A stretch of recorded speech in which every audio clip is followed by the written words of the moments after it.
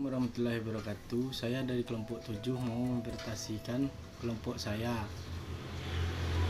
Sebelum mempresentasikan, saya mau memperkenalkan kelompok. Yang pertama, saya Dion Putra sebagai moderator. Yang kedua, Vicky Bakri. Yang ketiga, Pujiananda Putra. Yang keempat, Aldo Petra. Yang kelima, Firma Irsad. Yang keenam, Rahmat Al-Faid. Yaitu kami akan membahas tentang memahami konsep dan makna pesan verbal dan nonverbal. Pada anggota kelompok dipersilakan membaca. Memahami konsep dan makna pesan verbal dan nonverbal.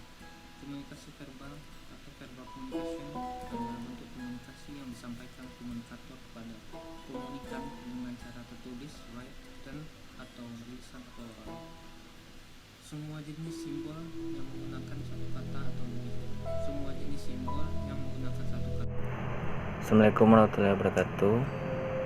Saya Rama Hafiz dari kelompok 7 akan membacakan materi hasil diskusi pada slide 2, yaitu sebagai berikut.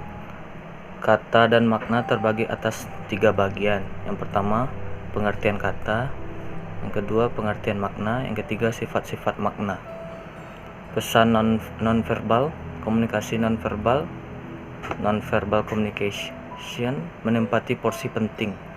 Banyak komunikasi verbal tidak efektif hanya karena komunikatornya tidak menggunakan komunikasi nonverbal dengan baik dalam waktu bersamaan. Melalui komunikasi nonverbal, orang bisa mengambil suatu kesimpulan mengenai suatu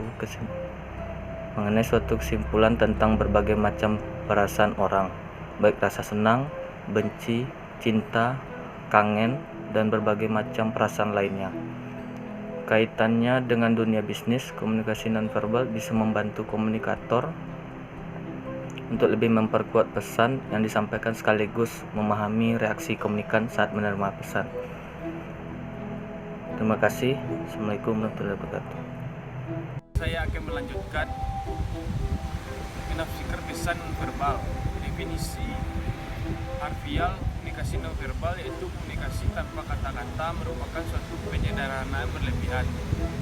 Karena katanya dianggap tulisan tetap dianggap verbal meskipun tidak memiliki unsur suara.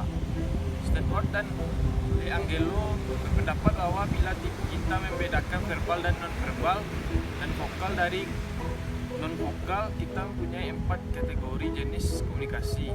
Komunikasi verbal, vokal merujuk pada komunikasi melalui kata yang diucapkan. Kenalkan, nama saya Aldona Berta. Saya akan membahas tentang isyarat spasial dan temporal. Yang pertama, ruang. Yang kedua, waktu.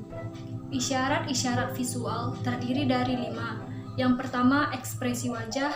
Yang kedua, gerakan tubuh. Yang ketiga, isyarat tangan. Yang keempat, haptika. Yang kelima, penampilan fisik dan penggunaan objek. Selanjutnya adalah isyarat-isyarat vokal. Yang pertama adalah volume. Yang kedua adalah kecepatan dan kefasihan. Yang ketiga adalah nada suara atau pitch. Yang keempat adalah kualitas. Selanjutnya adalah isyarat gestural. Yang pertama adalah konvensional gestur, yaitu tanda atau simbol yang memiliki makna khusus berdasarkan konversi atau kebiasaan.